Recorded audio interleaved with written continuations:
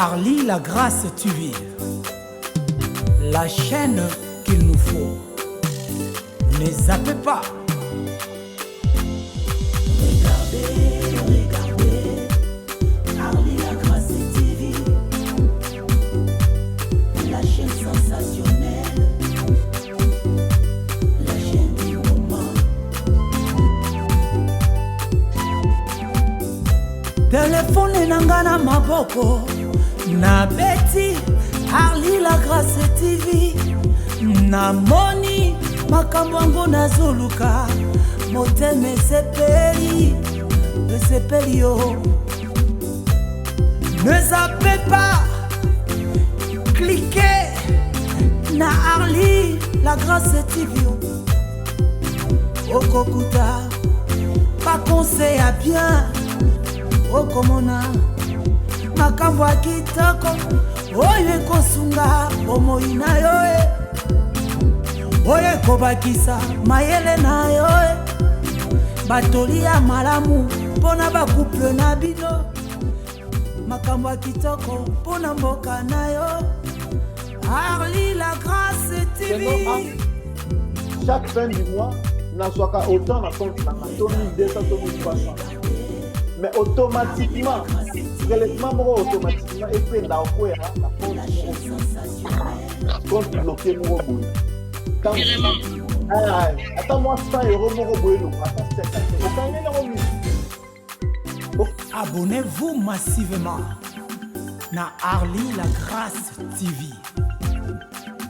Awa na chaîne oyo kokuta nyonso eza na kati ba information ya malonga oyo bandaki koluka beta Arly la grâce TV okokuta nyonso oyo zalaki koluka.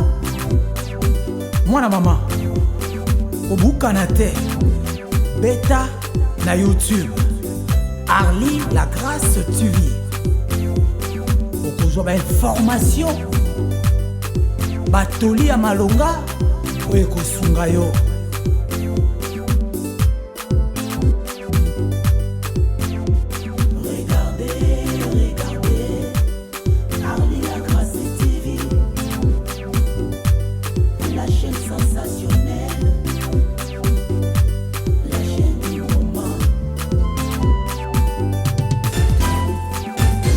Wapi bango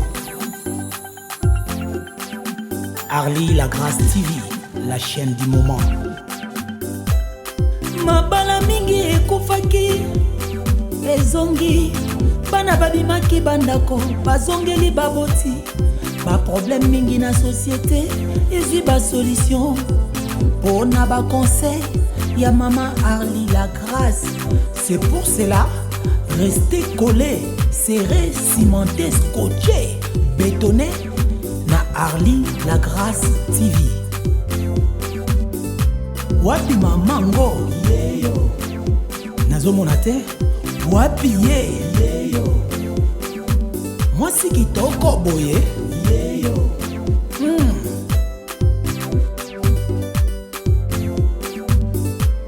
mopesi batoli yeyo kaka ye. Arly la grâce, la belle femme de Paris. Balali, il n'y a pas match. Regardez, Arly la grâce TV, la chaîne sensationnelle, la chaîne du moment. Que Dieu bénisse Arly la grâce TV et que de Musika, maman Arly la grâce soit bénie.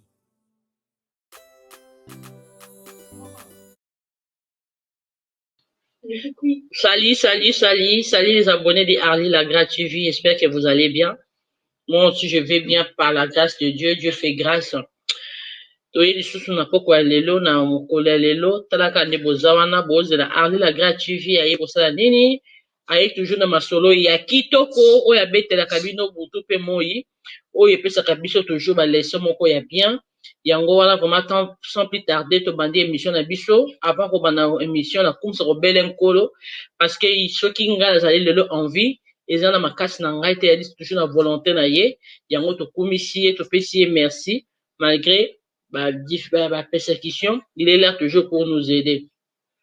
Napesi mbote na ngai na ba oyo nyonso bazali na kati na ligne kotala Arlie la Grâce TV partout bozali dans le monde entier. Nzambe na lola vraiment apambola nga bino apesa ngai bino posa ya mitema na bino ekokisama vraiment na lingi bino mingi. Nzambe na lola apambola ba activité na bino apambola misala na bino apambola nga bino po bozali ya ngai.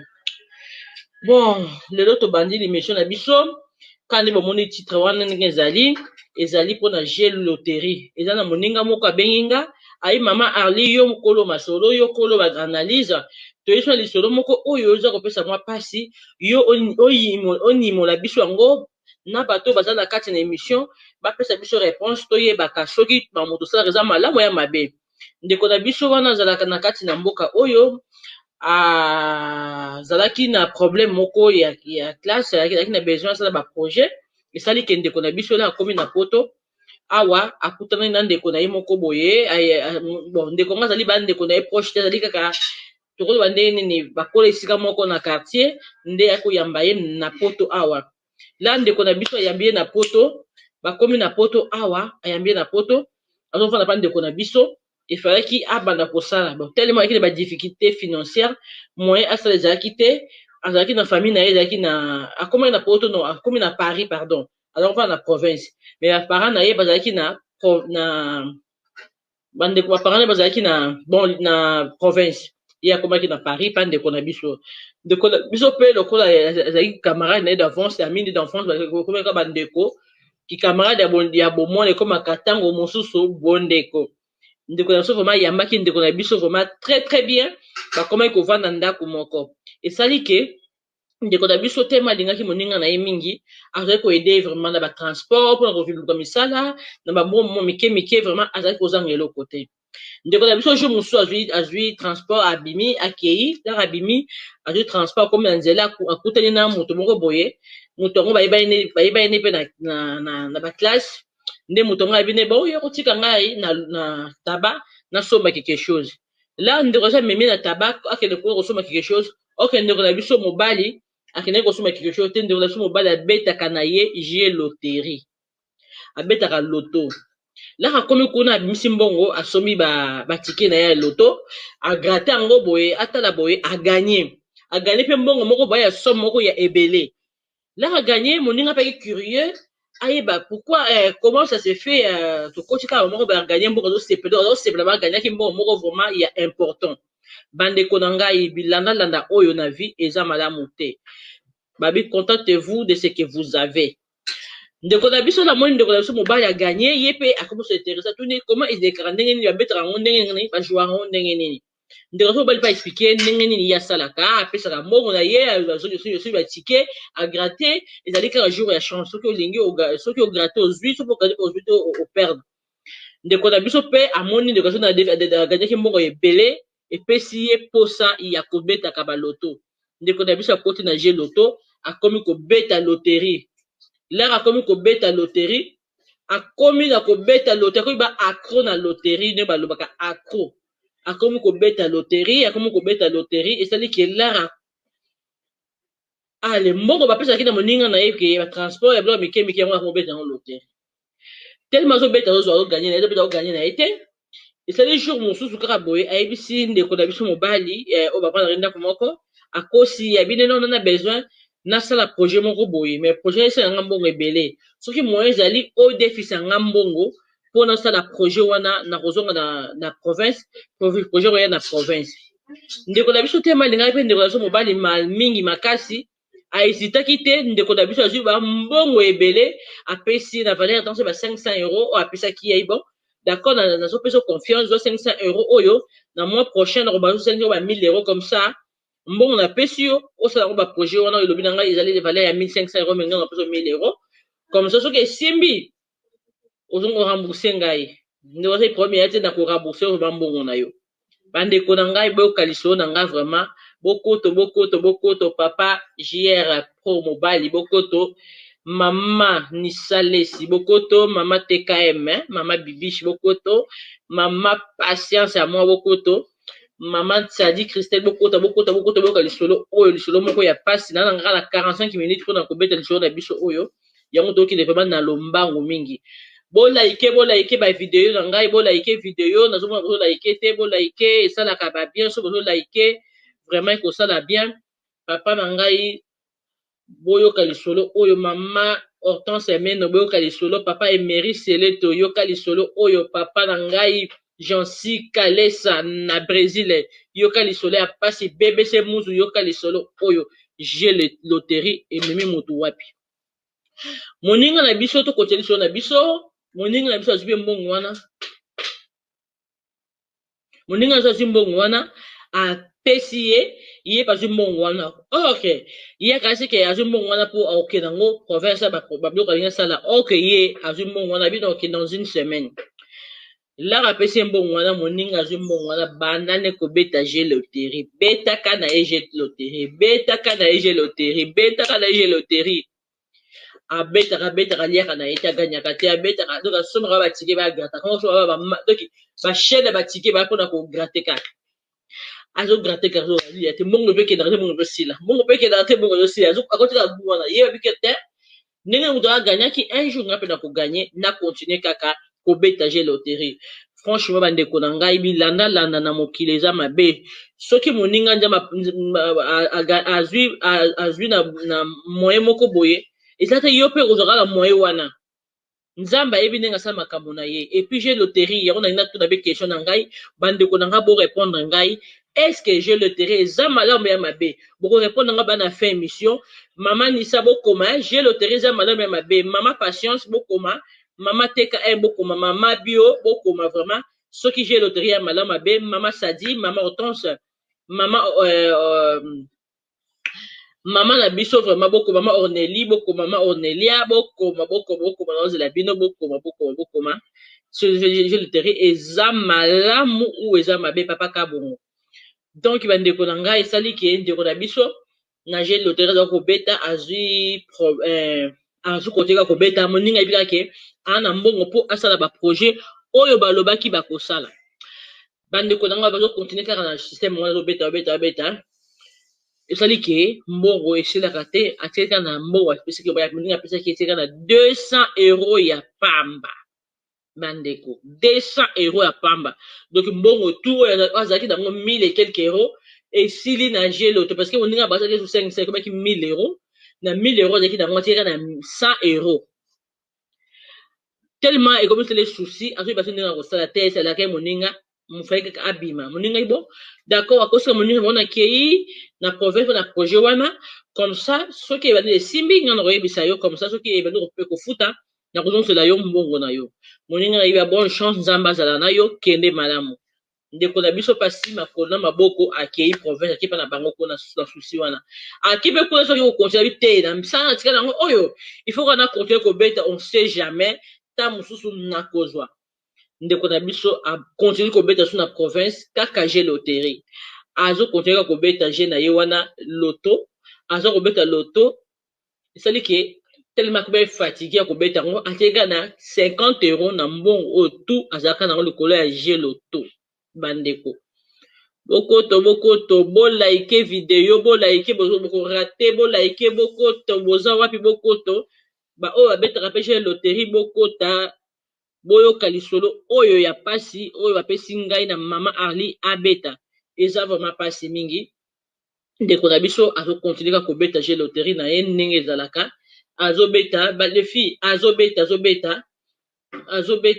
jeu loterie na ye esali ke la akozobeta jeu loterie na ye nzambe pa lalaka te jour na ndoto baepekisi atika kobeta ngo mais ye tellement babi azokoyoka voix ya nzambe te alingi ayoka nzambe akitela ye na mase nzambe alobeleke tika soki amoni nzambe en personne nzambe alobi na ye tika atiki soki amoni nzambe te akotika te ndeko na biso atikaki na 20 € basomi atika alembi te fatigué abi bon siko mbongo bato ozongo ndenge nini nakosala ndenge nini allez kota kende na province pas que pas bango akoma vona na camarade ne moko na camarade pour soni wana bato ba ibera ke Paris aki ko voama nzoka ne Paris aki ko duka ba problème akoma akimile ki ndako ya ko camarade ne na province jo musuka boy tema susele kaki na tonga la muki akoki kola mukate asikaki na trois tickets il fallait qu'il a gratter ngo bande konanga ye moko lobi ke nzamba alalaka te mbeto na ye satana atumba a gratter ka ticket ya suka ayo komona gagner 5000 euros na ticket ya suka tellement esengoleka ke mingi abiso na gangi kamana na ko remarquer akobo oyiba ngango nana mugala na butu atali ba moni 5000 euros oh enfin na betaki loterie nazaki na 1000 euros yote kibe silinga siko dernier ticket nanga dernière chance nanga ngoyo natika na $20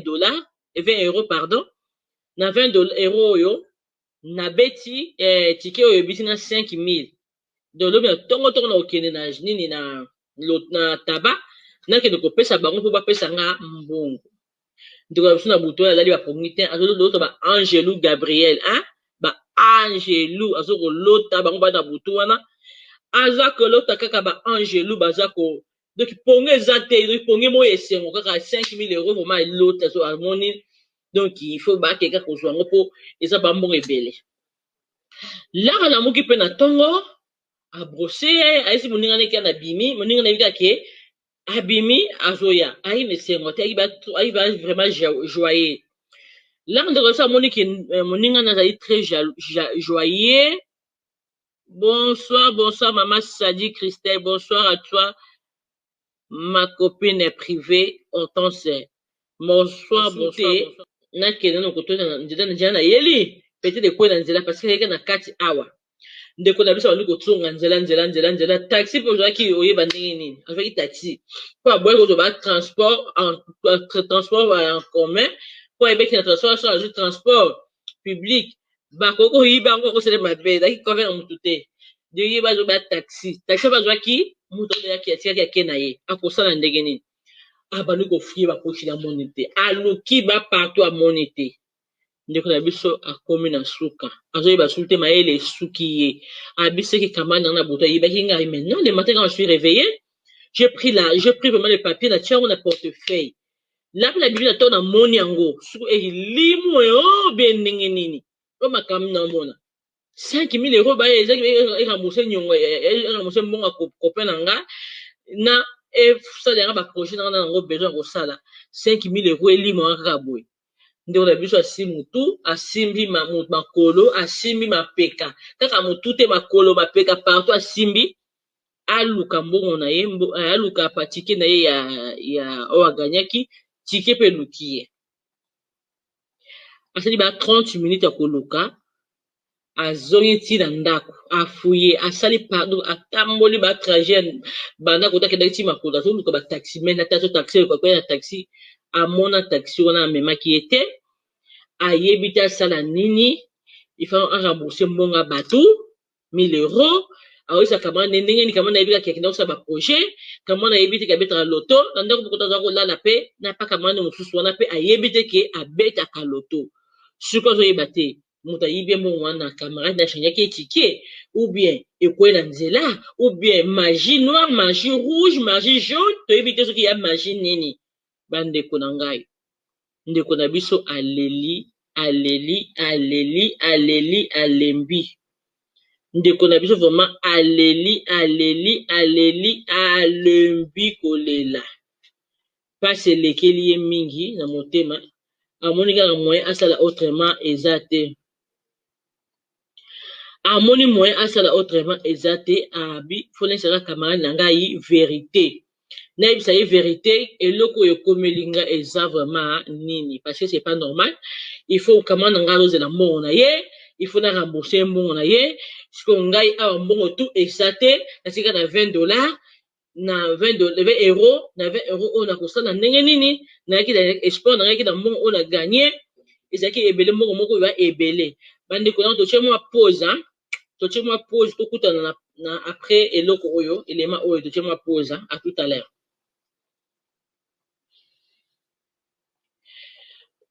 Voilà, tozongi na pose na biso, tozongi na pose na biso. Vraiment, boyoki nzembo moi détente moko ya bien. Boyoka vraiment nzembo Arlie la grâce et ça la moi bien.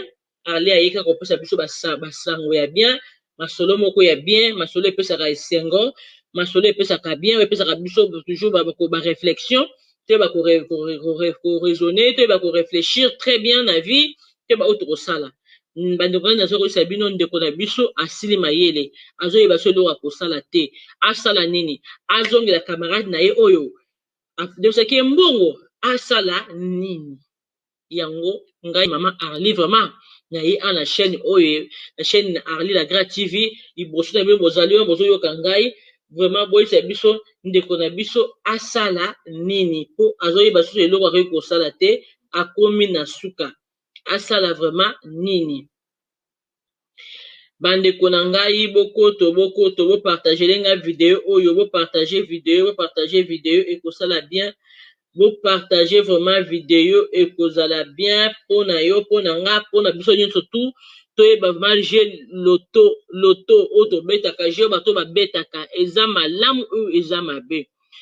Yango ndeko na biso mobali aye awa azoyeba te asala nini, akende epai ya moto wana asenga ye pardon, camarade na ye wana ayebisa ye vérité, ou bien asala nini azoyeba so eloko akosala te, mayele esuki ye ayebi so eloko akosala te, akomi na ye vraiment na suka, aza kozela kaka biso, aza kozela ngai, aza kozela yo, topesa ye réponse, akende pa camarade asenga ye pardon, akende wapi asala nini. Donc akomi traumatisé. Yango ngai pe Arlie la grâce na ye na poto ya lelo kotu na bino, est-ce que j'ai loterie eza malamu ou j'ai loterie eza mabe? Soki eza malamu bo répondre biso, soki peza mabe bo répondre biso, naza ba kozela suite na bino à tout à l'heure sur élément oyo tozongele bino tout à l'heure. Ne vous livrez pas à l'amour de l'argent. Contentez-vous de ce que vous avez. Car Dieu lui-même a dit, je ne te délaisserai point, je ne t'abandonnerai point. Et encore il a dit, celui qui a donné au gain des honnêtes trouble sa maison. Dans Proverbe 15, verset 27. Dieu déclare que nous ne devrions jamais convoiter. Non, nous ne devons pas être cupides. La convoitise et la cupidité sont des péchés que Dieu dénonce. Et Dieu nous dit de travailler. C'est à la sueur de ton front que tu vas manger. Il ne nous dit pas d'acquérir malhonnêtement notre argent ou risquer de perdre ce que nous avons gagné en voulant avoir plus. Que celui qui dérobait, dit l'apôtre Paul dans Éphésiens chapitre 4, verset 28, que celui qui dérobait ne dérobe plus, mais qu'il travaille plutôt en faisant de ses mains ce qui est bien pour avoir de quoi donner aux gens de sa maison. Malheureusement, des milliers de personnes sont emportées par ces jeux de hasard. Une fois de plus, c'est malheureux.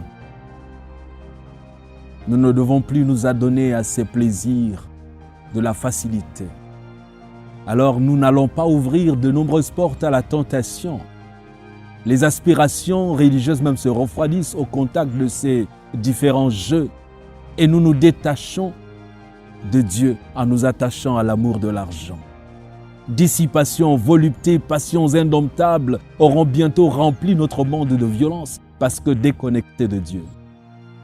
La Bible dans Ecclésiaste au chapitre 5, le verset 11, la parole de Dieu déclare « Le sommeil du travailleur est doux, qu'il ait peu ou beaucoup à manger, mais le rassasiement du riche ne le laisse pas dormir. » Donc le travail est une bénédiction, ce n'est pas une malédiction.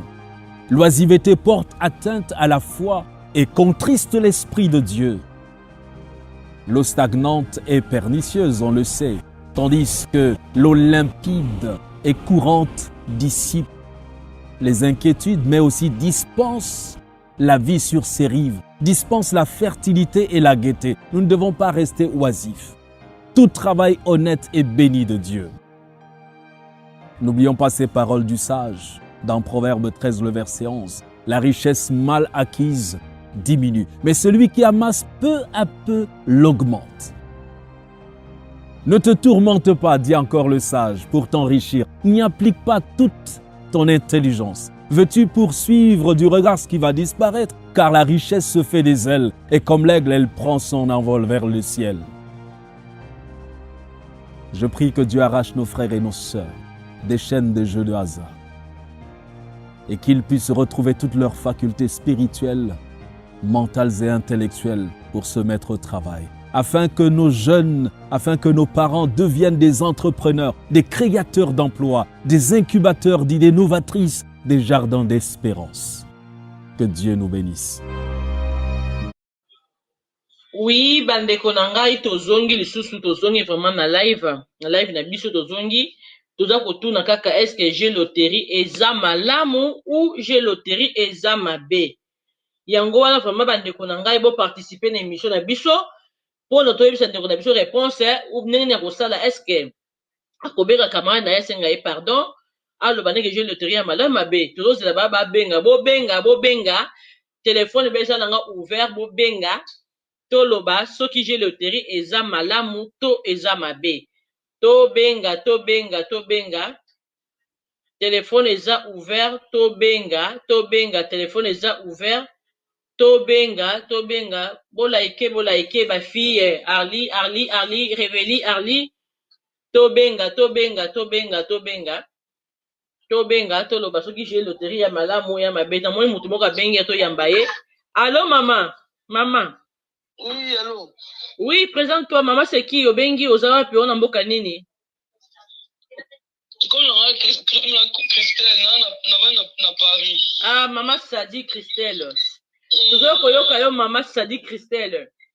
Toloi to tuna boy, j'ai loterie po na yo, eza malamu po ya mabe. Soki eza malamu, lobe miso malamu nango, so ya mabe, lobe mabe nango, tozo koyoka yo penza, wana chaîne, ozoba en direct ya Arli la gratuit.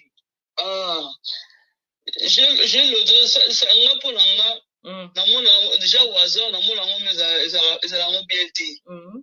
Ils ont bien été, mais voilà ce que j'ai vision en maille. Nous avons tout ça, on a passé par là, on a bon langue, passé par la robette en haut, mais n'a pas langue, dans mon langue, ils ont bien été. Surtout dans la biso, dans les zambes, robette à Bagia au hasard, wana. Dans mon langue, mais ils ont bien été. Mais bon, on t'a montré ça en dingue, pour éviter. Mais personnellement, pour Nangaï, tout le monde a bien été. Donc, maman, ça dit au lobby que j'ai au hasard, ils ont bien été. Pour Nayo, au monde à Congo, ils ont bien été. Ils ont bien été pour Nani. Ils ont bien été pour.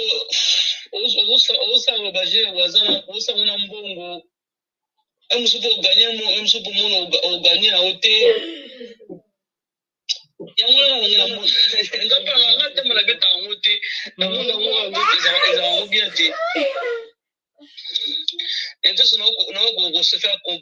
Oui, on va bien. Bon, pour la maman, ça dit à l'objet que j'ai au hasard, eza malamu te, eza mabe. Boyo ki dingi maman, ça dit vraiment à l'objet. Conseil européen baninga, conseil européen ndeko na biso oyo, asali je, abeti je, oyo mbongo to esili mbongo bata defaki, asisi mbongo abatu. Siko zoe bate asala nene pona ndeko na biso mobali pona kozosele mbongo na ye mayele suki ye azoye beloko kosala te conseil opesa ye ndenge nini opesa conseil nini? C'est vrai ça le point parce que déjà à la base déjà mbongo za yote mais quand même oser kobeta ngo jeu moi dans j'ai au hasard donc tu ne sais même pas si je vais gagner ou pas kobeta ngo jeu et par finir après au perdre ngo bon ba ndeko oyo basala balanda baninga so amoni moninga aziganye eloko moko bwazwi vide eloko moko bwazo envier ye alanda vie moninga wana bato wana yo opesa conseil nini?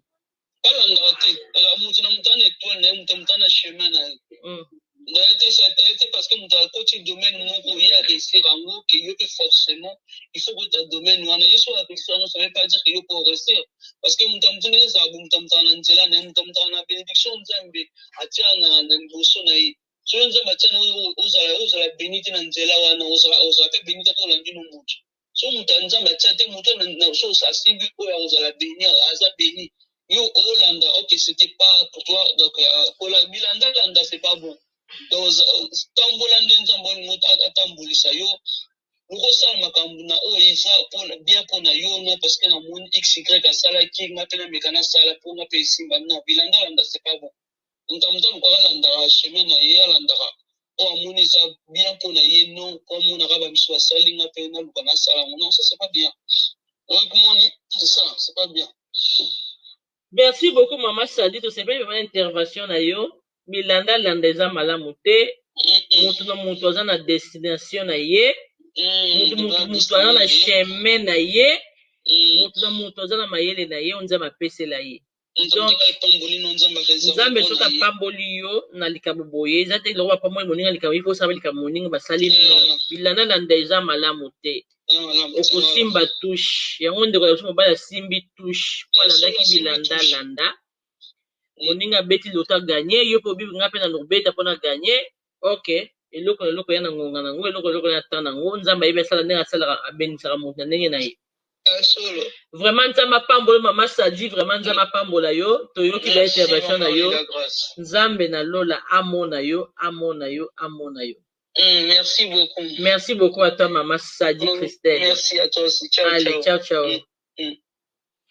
Bande konanga boyoki ndenge Maman na biso Sadi alobi. Maman Sadi vraiment abeti sete alobi bilanda landa eza yango te. Maman Sadi pa alobi ke j'ai loterie eza malamu te. Donc to betara j'ai loterie te eza malamu te. Wana selon Maman Sadi ba j'ai au hasard eza malamu te. Nazo kozela ba réaction na bino. Bandeko nanga bobenga po toyeba soki toloba nini est-ce que j'ai loterie eza malamu j'ai loterie eza mabe yango wana naza kozela ba réaction na bino bo intervenir et kosala bien soki bo intervenir te atambala sima po tokomi nazo ba ko chiter na suka ya émission na biso bandeko nangai totika envie soki moninga azwi na boye yuko landa non. Chacun son tour. Nzambe apambolaka bato na ndenge na ye apambolaka. Eya teke soki moninga aganye mbongo na YouTube yo mpe folanda ye kaka olaganye mbongo na YouTube non okosimba touche bilanda landa eza malamu te babi ya nzambe ewumelaka. Avant qu'on sait l'eau, faut faire toujours présence en Zambé. On sait toujours volonté en Zambé. Est-ce que les Camerounais ko sala? Eza malamu ou eza mabe? So ni nzamba bino eza malamu sala. So nzamba bino sala te ko sala te. To za makamuka te parce que to na besoin to sala. Pour mona biso pe to sala ka. Pour mona biso pe to na YouTube. Pour mona ke biso to aboy. Il faut toujours que la volonté en Zambé. Na makamu ko sala na vie na biso. Eza très important. Volonté en Zambé faut se manifester na vie na biso bandeko.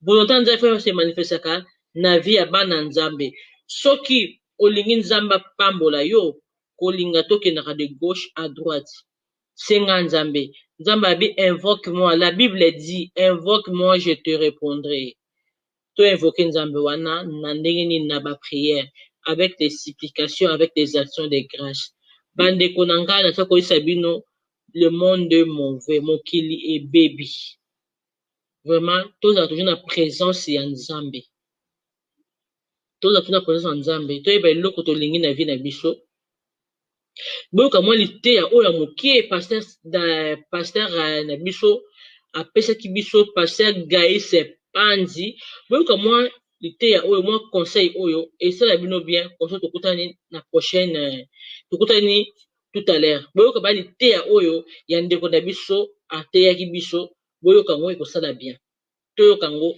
biso nyonso tu moi pose moi moké toyo kango.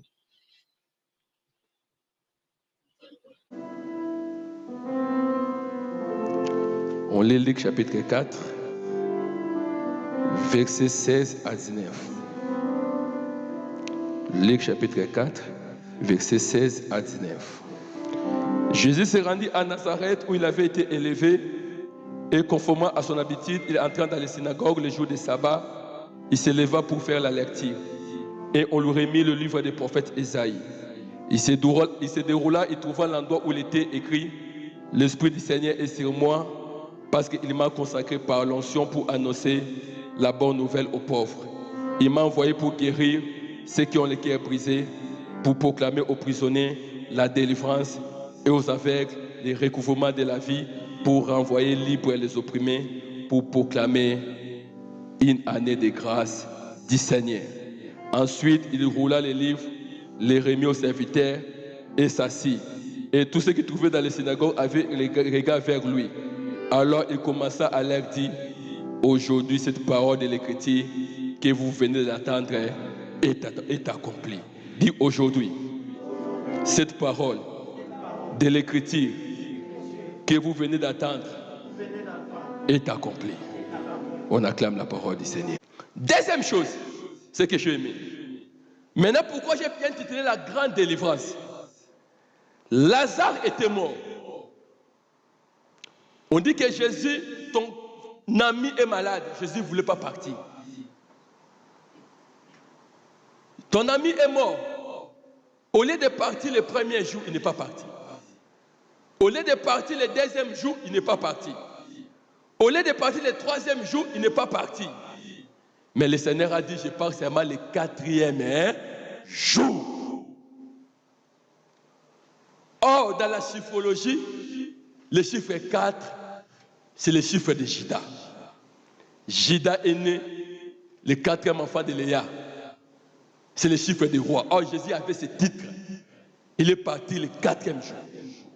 Mais ce que j'ai aimé, lorsqu'il partait,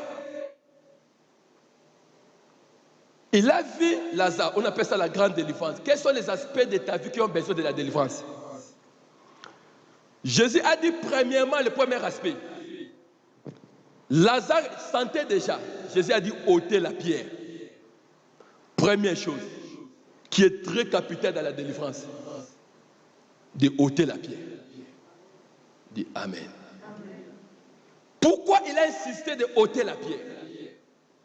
Aujourd'hui, nous sommes dans une église, nous sommes dans un christianisme où les gens présentent premièrement le matériel. Mais ils oublient qu'il y a une éternité qui nous attend, pasteur. Dis Amen. Les gens viennent, le mariage, c'est bien. Mais ça va rester ici. Les gens viennent, j'ai besoin d'un cancer, on va prier pour toi, tu seras guéri. C'est dans le corps. Les visas, c'est dans le corps. Mais l'homme est composé de 3 parties. On a le corps, l'âme et l'esprit. Mais ton corps retournera poussière. Mais ton esprit sera un jour dans un endroit à l'éternité. Dans la grande délivrance, comme j'avais dit comme thème, l'un des points de la grande délivrance, premièrement, il faut ôter la pierre. Oh, Jésus a dit, la parole de Dieu dit ceci, je vous remplacerai vous n'aurez plus de quoi? Les cœurs de pierre, mais les cœurs de la chair. La pierre qu'on avait ôtée, bien aimé, c'est ton cœur. Ce qu'on appelle la repentance. Le plus grand miracle est que la personne change sa vie. Je vous informe, avec le Covid-19 aussi dans l'eschatologie, nous sommes dans les temps de la fin. Nous parcourons vers la mondialisation. Bientôt, avant que l'Antichrist puisse apparaître, bien aimé, l'Église sera enlevée. C'est pour cela, tout ce que vous êtes de voir ici, des vaccins, tout, des dirigeants ici, on appelle ça les Illuminati, ils ont déjà planifié et programmé. Et c'est écrit. Lorsqu'on n'aura pas de masques, tout le monde aura des cartes de vaccin. Dis Amen, dis bien. Tu ne vas pas travailler, tu n'iras nulle part si tu n'as pas de carte de vaccin. Dis Amen, dis bien. Mais l'Écriture est en train de ça compris. Pourquoi? Et l'Église doit comprendre que nous sommes dans les temps où nous devons se préparer parce que l'époux arrive bientôt. Et en tant que prophète, je vous donne ce message. Jésus revient bientôt. Et dans ton cœur, là où siège l'impudicité, la débauche, l'ivrognerie, les deux hommes, les deux copains, les deux cimes, c'est quoi là? Dis Amen, dis bien, enlevé. Quelqu'un a ce cime orange, a aussi l'autre cime là quoi encore? SFR, d'autres comme ça, des spécialistes sont des fruits. Les fruits tellement il a 60 gigas, il a dit oh que lui me donne beaucoup. Dis Amen, dis bien. Bien-aimés, toutes ces histoires-là, ça passera. D'ailleurs, Lika aussi. Merci l'homme de Dieu pour la révélation. Beaucoup de signes. Dis Amen et bien. Même apparaît beaucoup de signes. Donc beaucoup de fiancés, de proposés, c'est ma femme, c'est ceci, c'est là, tout bien aimé. Mais sache-le, en dehors de l'enfer, il avait dehors du ciel, il avait les impudiques, les idolâtres, les sorciers, les envoûtés, toute personne qui mène une vie qui n'est pas correcte devant le Seigneur, les hypocrites. Merci l'homme de Dieu, vous pouvez ajouter encore. Parce que vous êtes là. Il y avait beaucoup de monde. Les gens pensent seulement que oh non, l'impudicité. Non, pas l'impudique. Oh non, c'est le plus. En dehors de l'impudicité, il y avait des batailles songi, les calomnies. C'est dans la Bible. Dis Amen et bien. Il y avait des ivrognes avec 100% d'alcool. Donc, en dehors du ciel, il y avait toute catégorie. Mais ces gens-là, aujourd'hui, nous sommes en train de vivre dans l'église. Si tu veux vivre une très grande délivrance dans ta vie, il faut premièrement changer de vie. Je t'informe, bien-aimé, Jésus revient bientôt. Je parle à quelqu'un, l'éternité, c'est une réalité.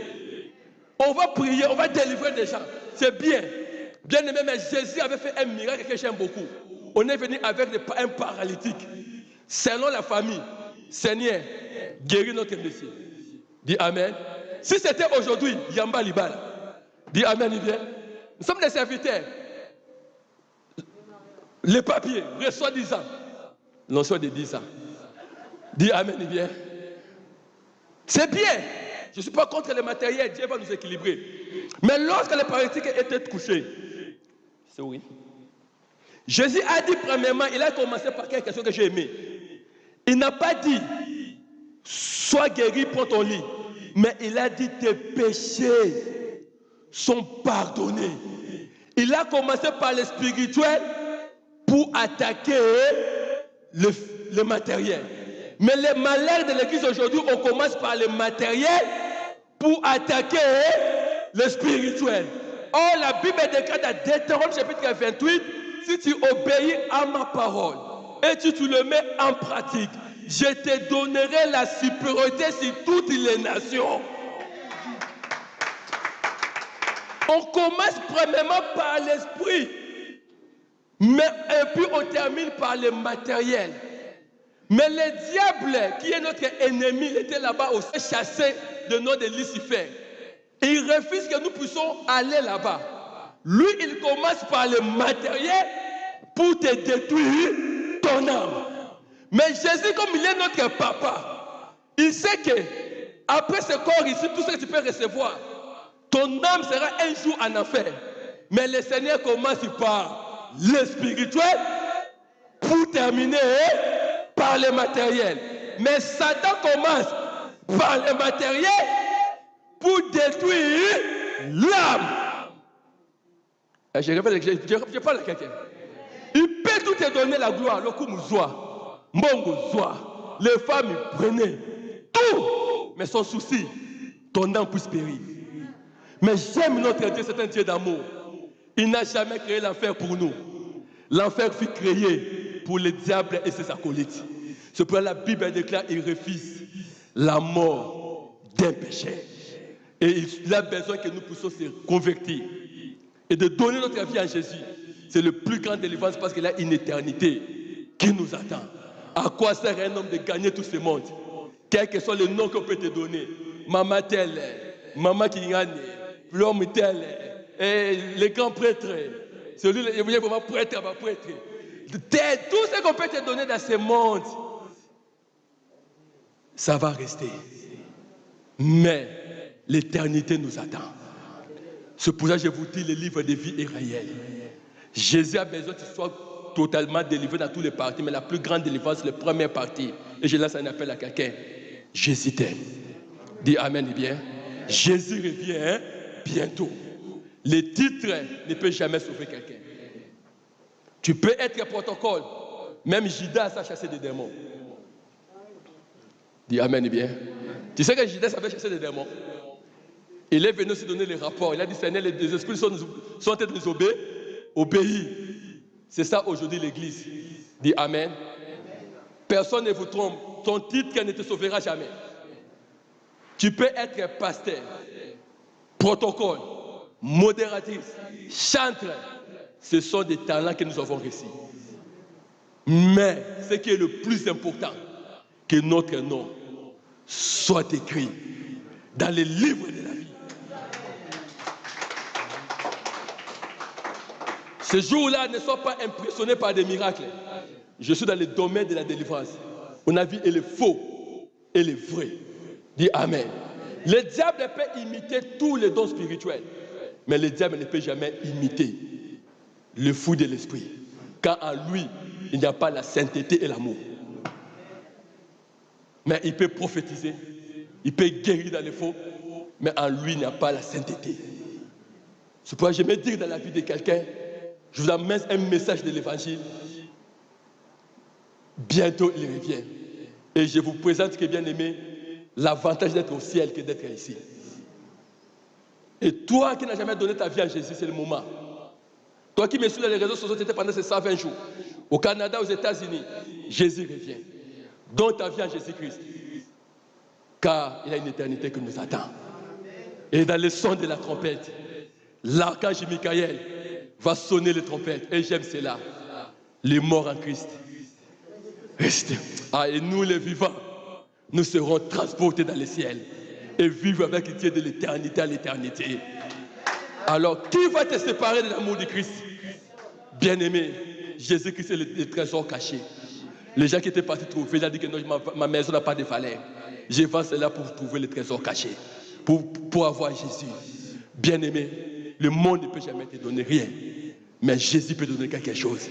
Le monde ne peut jamais te donner la paix, mais Jésus peut te donner la paix. Le monde ne peut jamais te donner quoi que ce soit, mais Jésus peut te donner la paix.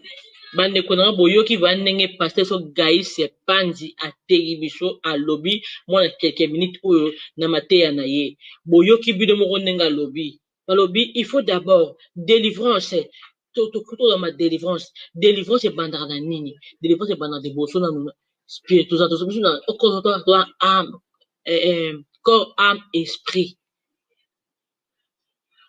Il faut déjà délivrance et banane ôter la pierre parce que Gaïs a lobby abandonner dans ôter la pierre délivrance et banane il faut qu'on longola nano pour na cause délivrance il faut qu'on longola au monter à ma baie boyo qui n'est passé dans Gaïs et Panzi à Teibiso boyo qui en gros très bien moko boyo qui vraiment délivrance il y a les processus bande konangai. Si vous avez besoin de matériel, oui, tu as besoin de matériel, mais d'abord, tout le cas dans le spirituel. Tout ce qui est spirituel, matériel, oui. Mais vous avez besoin de matériel spirituel, c'est maintenant. Vous avez pasteur de Gaïs à Teibiso, moi, dans quelques minutes, où vous avez matériel, vraiment, bande konangai, tout quand le temps est mauvais, mon qu'il est comme ma baie. Il en a dans ma baie, envie à ma baie, l'amour de l'argent, comme ma bichon a koufa, toko simba, pour na le lombo un peu toko tika na bichon ango, mokili oyo kole kanango, mbongo kole kanango, oso sa mokili kole kanango, mais là on a ébi cette chose, la parole de Dieu ne passera jamais. Toko va presque na suka émission na bichon, na pesi mbote na nga bande ko tout, ba yaki na ligne oyo kota na ngai. Kozwata na bango disbota na bango yoka Arli la Grâce TV tika ete nzamba pambola bino apesa bino posa mitema na bino tokomona biso na prochaine émission nzamba za na bino vraiment botika envie botika posa ya mbongo botika vraiment envie eza malamu te toluka biso le royaume des cieux au moins on a besoin de kozwa na sima ngai wali abino Arli la Grâce TV na suki awa na pesi bino tumbote koto bozali nzambe na lola pambola bino to mona na prochaine émission bye bye que mon Dieu vous bénisse na tiki chaîne Arli la Grâce TV na maboko nzambe nzambe za contrôle la chaîne oyo abatela bino apambola maboko na bino apambola ndako na bino apambola misala na bino moi oyo ebandi na moi de fait ebandi esika eza moi moko ya bénédiction pour la biso au nom de Jésus nous te disons amen amen amen amen bye bye tout le monde.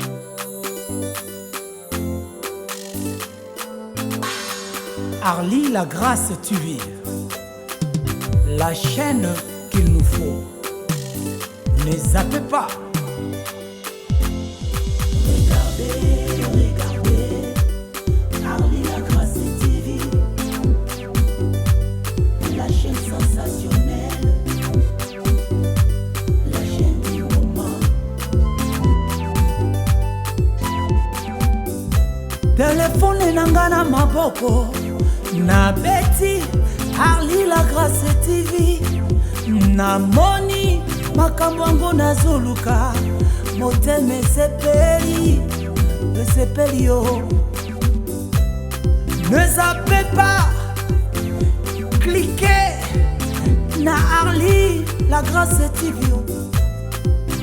okokuta pas conseil à bien okomona makambo ya kitoko oyo ekosunga bomoi na yo oyo ekobakisa mayele na yo batoli ya malamu mpona bakuple na bino makambo ya kitoko mpona mboka na yo. Arlie la grâce TV.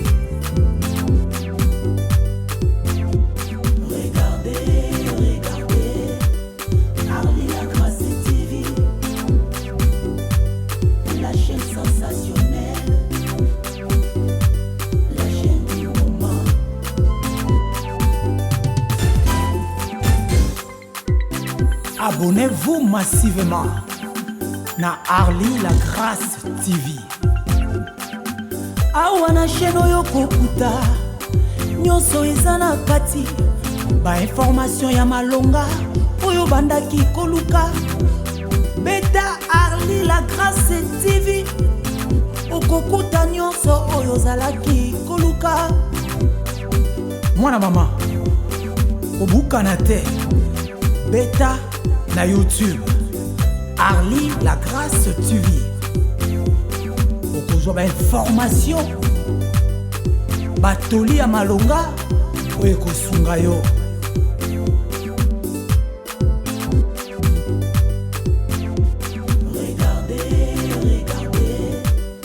Arlie la grâce TV, la chaîne sensationnelle, la chaîne du moment.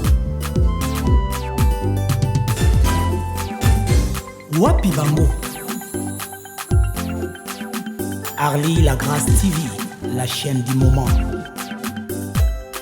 Mabala mingi ekufaki ezongi bana babimaki bandako bazongeli baboti ba problème mingi na société ezwi ba solution pona ba conseil ya mama Arlie la grâce.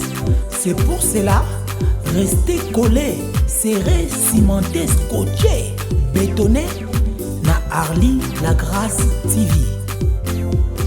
Nazomona te wapiye mwasi kitoko boye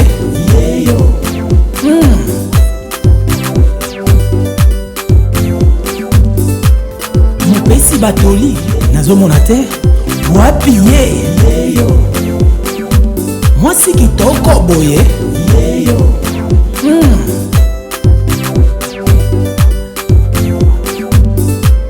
mopesi batoli kaka ye. Arlie la grâce